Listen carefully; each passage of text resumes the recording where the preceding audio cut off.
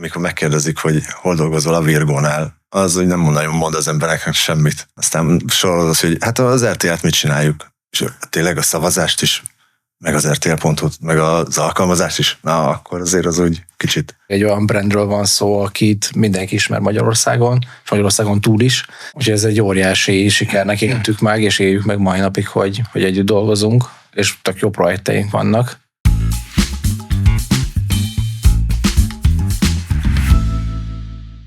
Igazából az egész sztori 2019-ben indult egy tenderrel, hogy akkor a feladatunk az RTL.hu-nak a megújítása volt.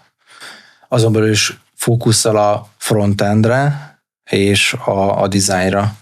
Ugye ezzel kezdtük az együttműködést, és ez egy baromi jól sikerült projekt volt. Határidőre tök jó sztori volt, mind a két fél nagyon elégedett volt, és igazából utána alakult ki ez a partnerség, és akkor jöttek egymás után azok a tenderek, ami majd megalapította ugye a redesignt újra, 2 évvel később a hírportál szájtot, azzal együtt a mobilappot, és utána jött az X-Faktor és az élő szavazásoknak a mobilapja is.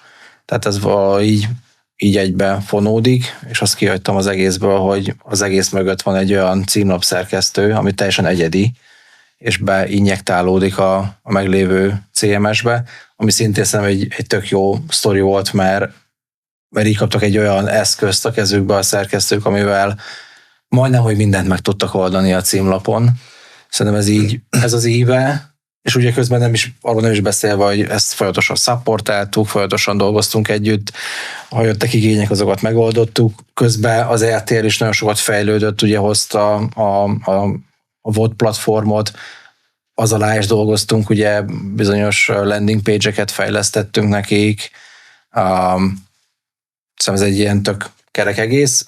Ami a legizgalmasabb ennek a része pedig az élő szavazásokon való részvétel, ami egy baromi új dolog volt nekünk is, hogy a üzemeltető csapat élén a Gerivel kint az RTL székházba, az élő show-kon ott voltunk, és támogattuk ezeket az eseményeket. Szóval ez abszolút egy nagy erőlépés és kihívás volt a Virgónak. Emlékeztek, mikor hallottatok először az RTL projektről? 2019-ben nyerte a Virgó az RTL megújítására kiírt tendert. Tehát 2018-ban kezdtünk el végén dolgozni rajta, nem? Igen, decemberben dolgoztunk rajta, még emlékszem. Igen. Ó, volt, és az egyik kollégánknál karácsonyi szünetben, nem tudom, terveztük a koncepciót. Igen, és akkor utána ilyen március környékén már elkezdtünk dolgozni, mert emlékszem, hogy nagyon szoros határidővel kellett ezt lehoznunk. Igen, nekem inkább a december maradt meg, amikor végén jártunk a határidőnek, és erősen izzadtunk, hogy lehozzuk a projektet. Milyen volt az első közös meeting? Inkább izgalmas, vagy inkább kaotikus? Hogyha a tender folyamán, az egy emlékezetes sztori volt, amikor 3-an mentünk a Virgótól prezentálni, ugye leadtuk a tenderanyagot, és aztán volt egy prezentáció, és most tudom, délután mentünk ki, a sötét volt kint, emlékszem, és pont a régi székházban volt a legfelső emeleten, a 7-en volt egy tök nagy iroda, és bementünk, és ott ült szerintem 15 darab RTL dolgozó felsővezető, vagy lehet, hogy többen is. Picit meglepődtünk, hogy ekkora csapat fogad minket. Az egy emlékezetes meeting volt. Hát abszolút ott volt mindenki, tényleg a vezérigazgató elkezdve a contentesen keresztül, igazából a videógyártókon, nem tudom, ott valahogy mindenkinek számított akkor a véleménye. Kicsit meg úgy mindenki hallani akarta, hogy na kivel is fognak digitális fronton szerintem dolgozni. Mindenki is ott volt, és amúgy kérdeztek is, tehát egy csomó területre emlékszem a tenderen, hogy mindenkitől érkezett valamilyen kérdés, ami különböző területekre kellett válaszolnunk, mondjuk adott esetben ezt meg azt, hogy tudjuk megoldani még ezzel az új koncepcióval. Lettetek vizsgáztatva? Igen, abszolút. Igen, abszolút. Amúgy az eléggé olyan. Igen, de ott komolyan kellett mindent vennünk. Volt olyan pillanat az elején, amikor nem hittétek el, hogy ezt a projektet tényleg meg fogjátok nyerni? Őszintén ott nem tudom, valahogy pont egy olyan sessionben voltunk így a csapattal, hogy ott valahogy így azt éreztük, hogy most átmegyünk minden falon. Igen. És hogy ez simán megnyerhető, mert hogy így nem éreztük azt, hogy nem tudom. Igen, bárki akkor, is el tudná, mert valahogy ott volt egy pont, egy ilyen érzés benne, nem emlékszem, az időszakban ez nagyon megmaradt. igen, akkor nyerőszériában volt a Abszolút. product design, és sorra nyertük a Igen. tendereket, és ezért nagyon pozitívan álltunk az RTL-hez is, meg végre egy ismert brand, a média szektorban is lábat vetünk. Ugye nem szoktunk azért úgy neki menni egy projektnek, hogy nem hiszünk benne, de szerintem itt abszolút egy olyan szériánk volt abban az időben, ami tényleg páratlan, tehát ritkán mond olyat egy szélszes, hogy nem tudom, ilyen nagyon erős százalékos konverzióval dolgozunk, hogy amin elindulunk, szinte biztos, hogy megnyerjük, akkor ez pont így alakult, és tök körös anyagot is vittünk, én azt úgy emlékszem, az nekem nagyon megmaradt, hogy egy nagyon erős, nagyon jól prezentált, jó felkészült anyagot vittünk, és hát ez kitart a mai napig. Még az eredeti kiírás, ha emlékeztek, a tender kiírás elég designorientált Így volt, van. és Igen. már akkor próbáltuk átfordítani, hogy jó, de azért ez egy barnamezős fejlesztés lesz, Igen. hogyan lesz ez kivitelezve. Hát igen, ugye ez az első olyan igazi nagy projektünk, ahol a frontend és a design úgy olyan összefonódva együtt tudott dolgozni, és igazából ebbe hiszünk ma is, hogy ennek így kéne minden projektnek működnie, hogy ezek ennyire szorosan összebútorozva tudjanak menni. És ugye ezért voltunk szerintem annyira magabiztosak, mert tudtuk, hogy amit megtervezünk, azt be is fogjuk tudni valósítani. Mikor éreztétek először, hogy ez nem egy szokványos fejlesztés lesz? Hát igazából szerintem ez később jött, mert ugye az első projektünk az egy webfejlesztés volt, tulajdonképpen a weboldalt terveztük újra és fejlesztettük a frontendjét. Hát illetve azért ott is bele kellett tudni a címlap szerkesztőbe, már akkor elkezdtünk azon dolgozni. Ez egy picit ilyen adminosabb, backendesebb feladat.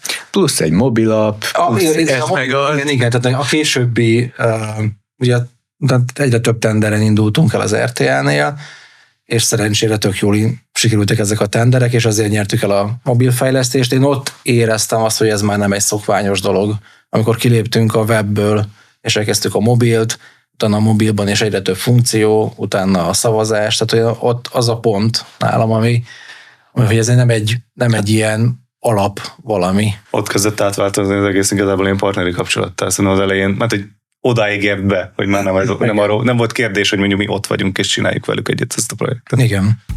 Mi volt az első benyomásotok az RTL csapatról?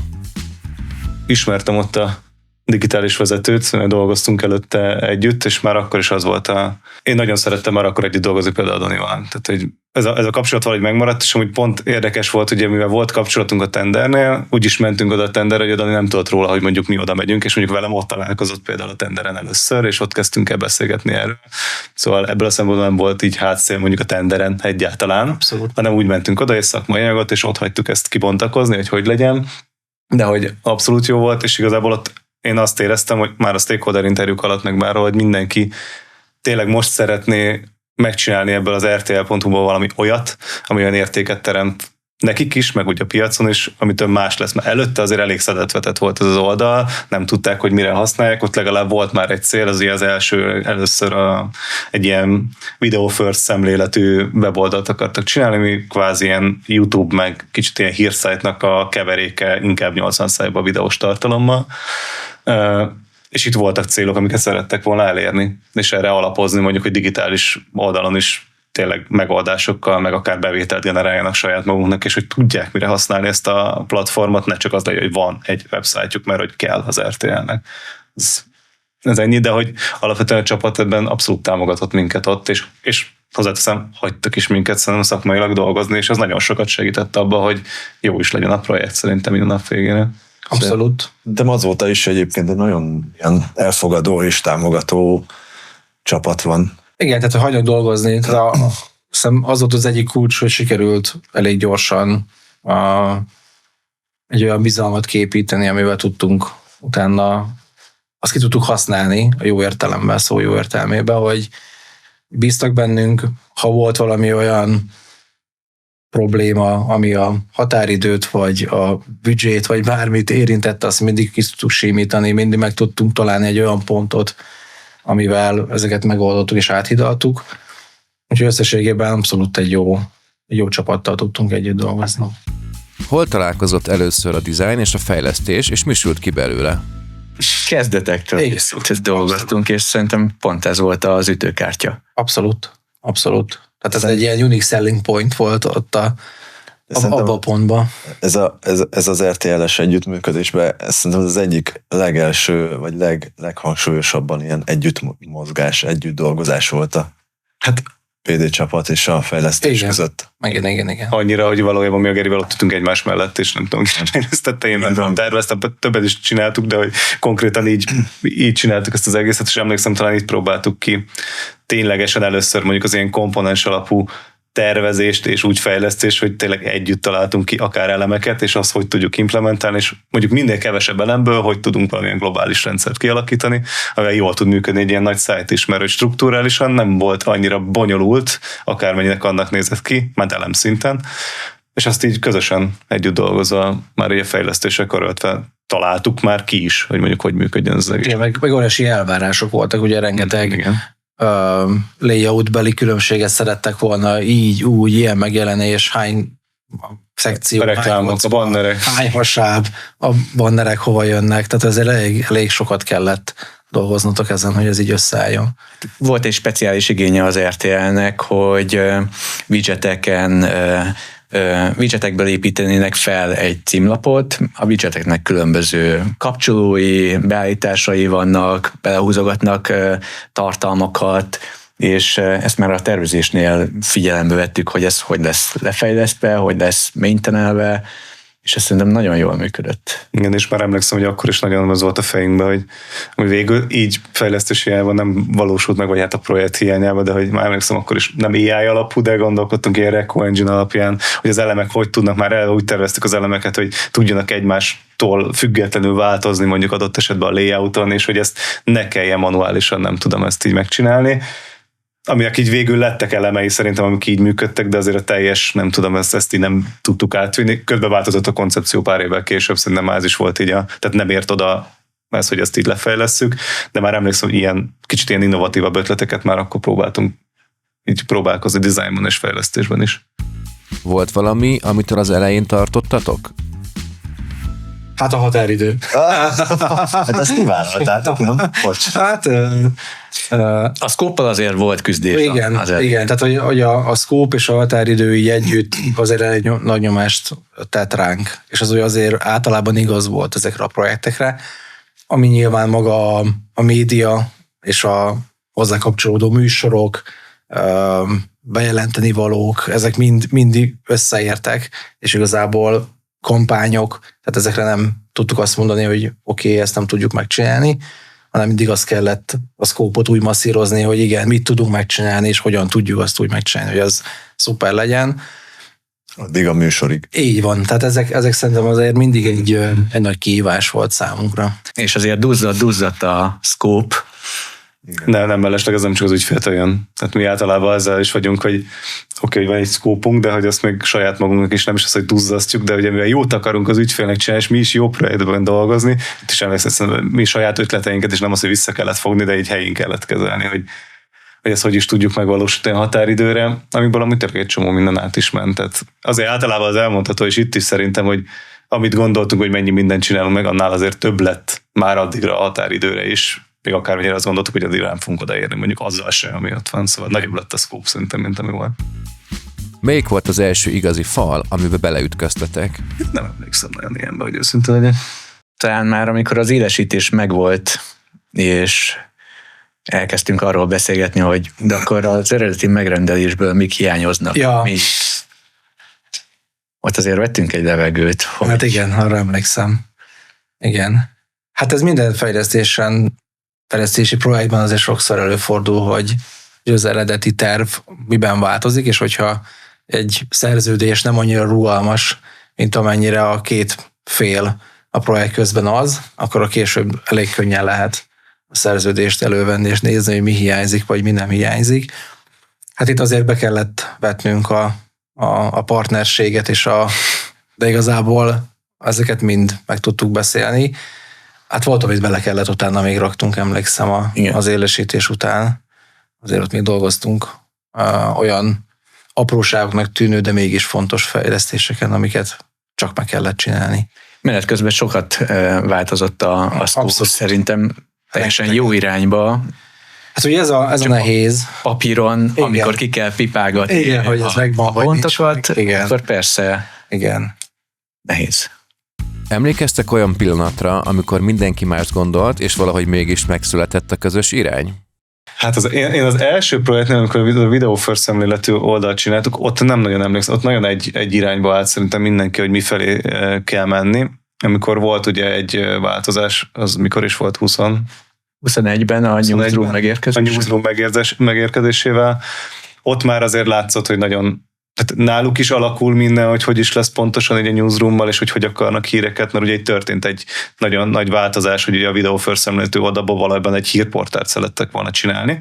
És azért itt voltak olyanok, amik tehát a saját házukon belül is voltak nem egyetértések, vagy hát olyanok, amiket ők meg kellett, hogy challenge-eljenek egymáson, és ezt meg ugye velünk is, és akkor ezt így össze kellett hangolni. Na, ott éreztem inkább ilyen pillanatot, amikor hát ilyen együtt dolgozva lett egy közös irány, de ott azért jobban ki kellett találni, hogy is fog ez tényleg működni, meg egy új dolog volt mindenki számára. Abszolút, meg azért szorosabb emberfogásba kellett dolgoznunk. Ugye, amikor emlékszem, hogy sokat is kimentünk a in-person meetingekre, hogy ott egy nagy körben leülve át tudjuk beszélni, és ott tényleg mindenki egyre gondoljon, egy irányba álljon a projekt, ott azért ezekre szükség volt. De erre mindenki nyitott volt, úgyhogy ezzel nem volt annyira probléma.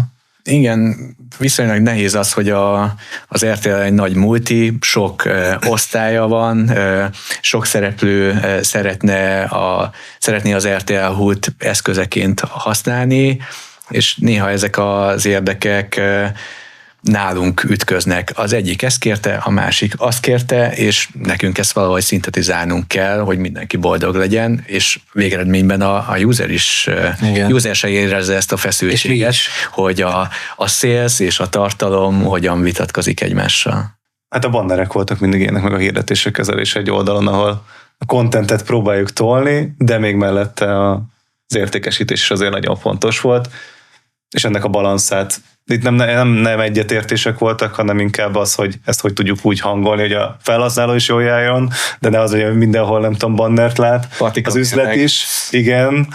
Szóval ez inkább csak ilyen közös hangolás volt, hogy ez mégis, de amúgy itt emlékszem, hogy itt is azért eléggé rugalmasak voltak benne, és megértették azt, hogy nem kell 200 féle bannert használnunk, hanem kell azt kihasználni, ami a technológia tényleg jól, hatékonyan tudja használni. Mi volt az a pillanat, amikor először éreztétek, hogy ez most tényleg összeállt?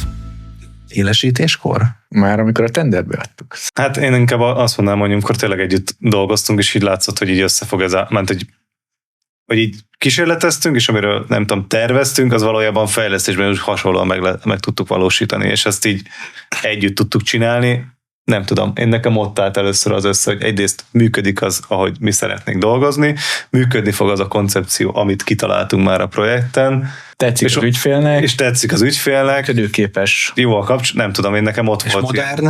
És modern. Igen. Tehát, hogy igen. Én ott éreztem össze. Talán egyébként, hogyha nem megyünk ennyire vissza 2019-ig, mostanában volt pont egy meeting, ahol azon kaptam magam, hogy Roli, te és én dolgozunk az RTL projekten a régebb óta, mint az RTL-es kollégák.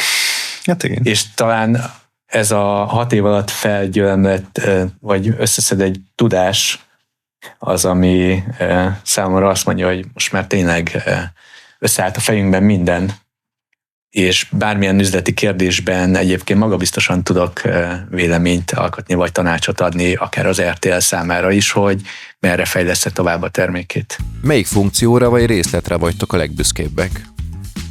Én egyértelműen a szavazásnak a digitális rendszerére. Biztos, hogy az. Hát én legbüszkébb akkor voltam, amikor a Roli által elvezett logót láttam az Asztórián.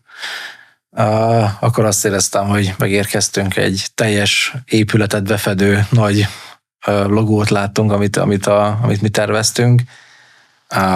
Ugye volt egy olyan időszaka az új arcolatváltás a régi között, nem is tudom, egy fél év. Nem is tudom. Elvileg fél évnek indult, azt az volt picit több is.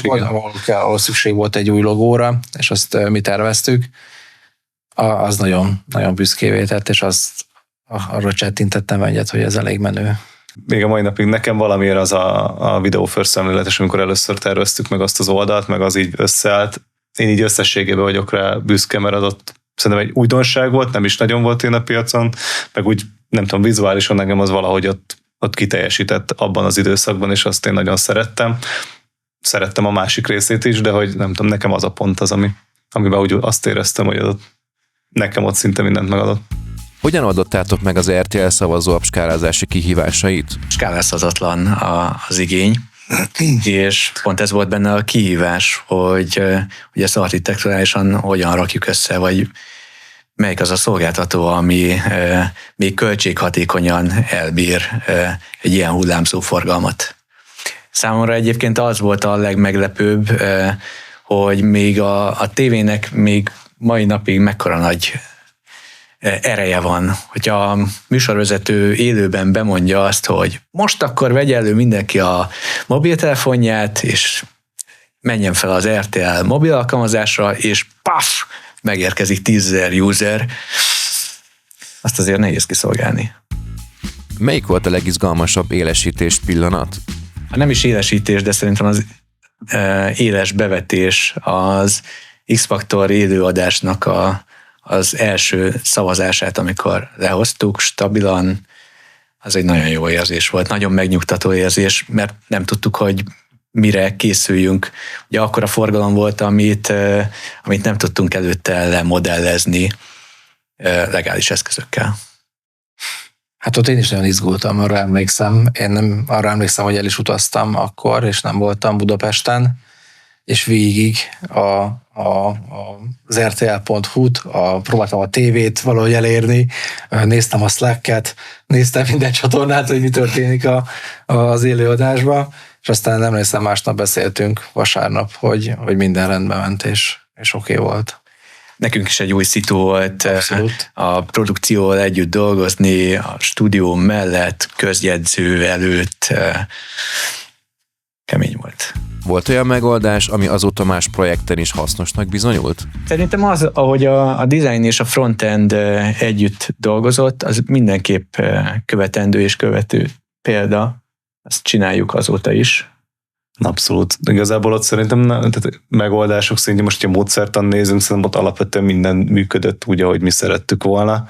Ezzel nem volt semmi gond, és azóta is próbáljuk így csinálni. Most az nem minden projekten tud feltétlenül csomó kihatás miatt feltétlenül megvalósulni úgy, de azóta is az a jó működés. Tehát attól, mert ezt egy picit megingatja valami, attól még úgy megyünk tovább. Van most már tényleg egy ilyen alap módszertanunk erre, hogy visszünk akár ilyen nagy projekteket, akár az elejétől, akár hogy belecsapunk mondjuk valamelyik részénél, és és ez egy része, hogy mondjuk a fejlesztésre, hogy dolgozunk együtt, és amúgy ez egy nagy erőssége a Virgónak ebből a szempontból, erről sokszor szoktunk így beszélgetni, hogy mi ott ülünk a fejlesztőkkel egy irodába, és bármikor tudsz bármivel kapcsolatban kérdezni, meg úgy tehát meg tud mutatni nekik úgy a design, úgy a prototípust, és egyből kijönnek azok, hogy vagy nem fog így működni, vagy nem tudom. Azt gondoltuk, hogy az egy nap alatt lesz lefejlesztve, de amúgy nem, mert az nem tudom, 5 napot vesz igénybe, és ennek van-e értelme egyáltalán, hogy belerakjunk ennyi energiát, és ezek nagyon gyorsan kijönnek, szóval abszolút ez egy része, de ez viszont itt kezdett el jobban belefolyni abba, hogy mi is hogy dolgozunk együtt igazából a fejlesztésre, és ez a mai napig csiszolódik folyamatosan, hát megváltozik az egész szakma is, mind a két oldalon, de ez a mai napig egy kóreleme, igen, abszolút. Mikor éreztétek azt, hogy a Virgo ezzel valami olyasmit csinál, ami megkülönböztet benneteket a piacon? Amikor megnyertünk. Sőt, igazából már a koncepció alkotásnál is azt éreztem, hogy itt van egy olyan ötlet, amit így végig akarunk vinni, és ha ezt is sikerül, akkor az legalább már mindenki számára egy elégedettséget fog, nem tudom, hozni. Tényleg azért volt nagyon érdekes számomra, és azért nagyon emlékezetes ez a projekt, mert valahogy ez egy pillanatig nem volt kérdés, hogy ebből így lehet egy jó projekt, és hogy ezt így mind akarjuk.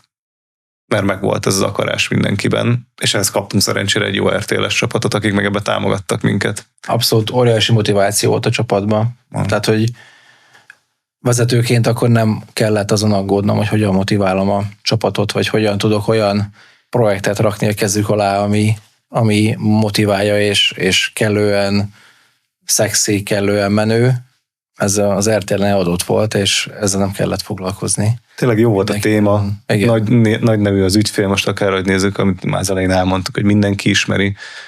Tényleg lehetett hozni egy olyat, amit nem tudom, most nem azt mondom, hogy a piac még nem látott, de hasonlót nem feltétlenül így, vagy máshogy oldották meg. Szóval minden szempontból igen izgalmas volt.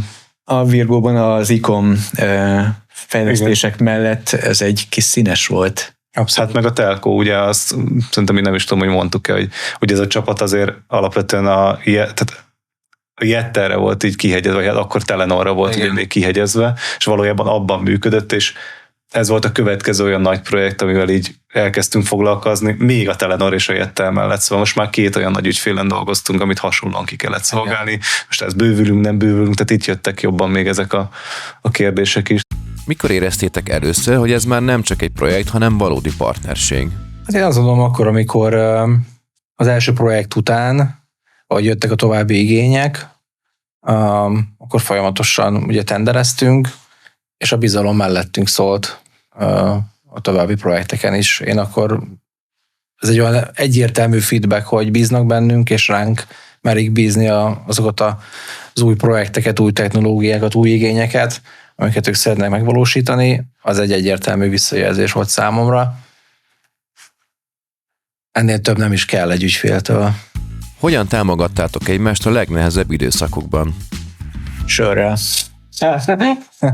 Hát szerintem sokat beszélgettünk. Igen. Az iroda mellett a kocsma. Igen, az iroda mellett a kocsma, ha lehetett, ugye, amikor nem lehetett, akkor sokat beszélgettünk. Tehát azért nem telt el úgy nap, hogy vagy egy közös megbeszélés, vagy külön-külön egyenként beszélgettem mindenkivel, vagy a szakma, design és fejlesztés együtt beszélgetett. Tehát az ilyen, erre nagyon figyeltünk. Hát meg ugye ez még a Covid előtt kezdődött el, nem úgy nézzük, és ugye meg hát a csapat is formálódott, egy helyen ültünk, együtt jártunk ebédelni, együtt kávéztunk, nem tudom, hogy egy támogatás nap. Minden nap. Pénteken is. Igen. Hát. És még elmentünk kocsmázni is sokszor, tehát egy igen. Hogy ezért az egy eléggé olyan támogató közeg volt, ami az egészet valójában így végig segítette, de hogy pont ezért nem is nagyon emlékszem. Biztos, hogy voltak nehezebb időszakok. Arra emlékszem, hogy dolgoztam otthon is, mondjuk nem tudom, mert AIP határidő volt meg valami, de hogy nem éreztem azt, hogy az ilyen nagyon nagy terheltséget ró rám akkor. Jó, akkor még nem voltak gyerekek, de az egy másik kérdés. De igen. És fiatalabb voltam, 6 év. Így van, volt is. Ráértem. Mit tanultatok egymásról a közös munka során? Mindenki jót akar. Mindenki jót. Hát igen, azért nagyon erős csapat volt. És a bizalom részemről is mindenkiben megvolt akkor is. A Gerivel akkor vezettük a csapatot 2 vezetőként, és nyakig benne voltunk a projektben, és szerintem minden döntésünket átbeszéltük, akár legyen az technológiai, vagy valamilyen humán, és szerintem nagyon bíztunk egymásba, és bízunk is azóta is egymásba. Azt szerintem egy óriási, hát nem is tanultuk ezt meg, de hogy ezt tapasztaltuk, inkább azt mondom, az nagyon nagy löket volt számomra. Vált vetve. Igen, tehát ott együtt sírtunk, együtt nevettünk, tehát ott nem volt olyan, hogyha Geri fenn volt, vagy bármi olyan, akkor én is ott voltam, nyilván nem én kódoltam, de támogattam, ahol tudtam, és fordítva, ha én küzdöttem menedzsment oldalon bármivel, akkor is tudtam hozzáfordulni. Szerintem ez egy óriási előny volt akkor, és egy ilyen nagy háttérországgal mentünk. A csapat meg mindig hozta azt a hatalmas jó színvonalat, amivel mindig nyugodt voltam, hogy nem megyünk úgy az ügyfélhez, hogy valamilyen valahol kilóg a lóláb, mert tudtam azt, hogy mindenki maximalista, és baromi jó anyagot viszünk. Amikor stresszesebb voltam, mindig te voltál az első, aki szólt, hogy Geri, most már egy szabadság az is. Ja. Hogyan hatott ez a projekt a Virgo fejlődésére? Hát mindenképp megjelent egy másik terület, tehát a média, abszolút. Mint egy ilyen... Hát meg egy óriási referencia. Igen. Egy nagy brand, ami szerintem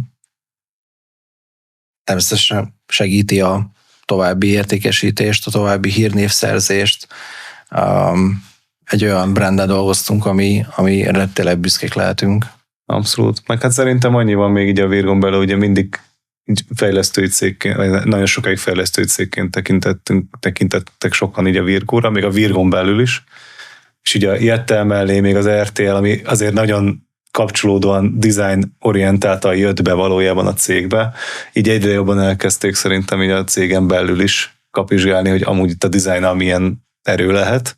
Tehát így én itt éreztem először azt, hogy fejlődünk, mint cég a dizájnnal karöltve, és nem csak egy fejlesztői cég vagyunk, hanem így annál több.